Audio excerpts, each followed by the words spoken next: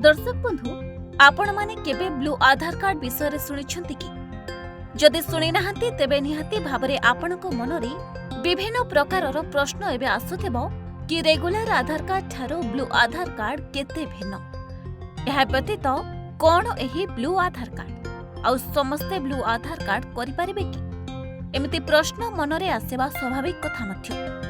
तेबे प्रथमे तो आपणकर अवगति निमंते आमे चुनाय रखिबाकू चाहिबो कि रेगुलर आधार कार्ड रे बायोमेट्रिक डाटा पाई फिंगरप्रिंट एवं आखिर स्कान करा जाय, किंतु ब्लू आधार कार्ड पाई बायोमेट्रिक रो आवश्यकता पड़े नाही। आउ एबे आपण पचारि पारंती एमिति काहेकि। ताले चलंतु जानिबा ब्लू आधार कार्ड पाई काहेकि बायोमेट्रिक रो डाटा निया जाय नाही।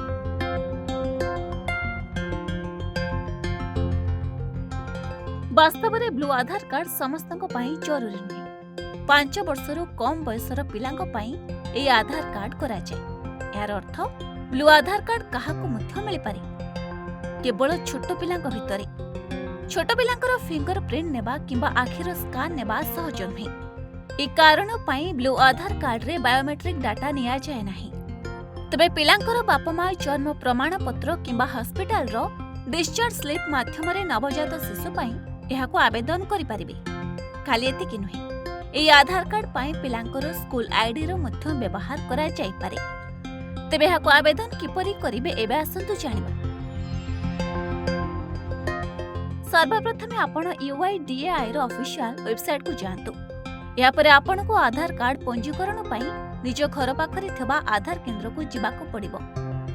तेबे आधार सेंटर जिबा आगरो निज सहित किछि जरूरी कागज पत्र नै जानतु, जेमिति के आधार कार्ड, एड्रेस प्रूफ आउ पिलार बर्थ सर्टिफिकेट।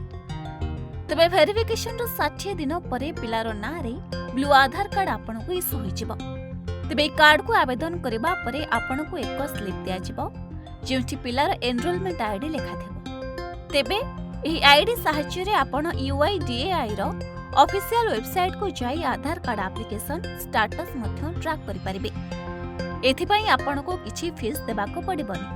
फ्री रे आपणकर एही काम होइजिवो। Bureau report, Odisha Bhaskar.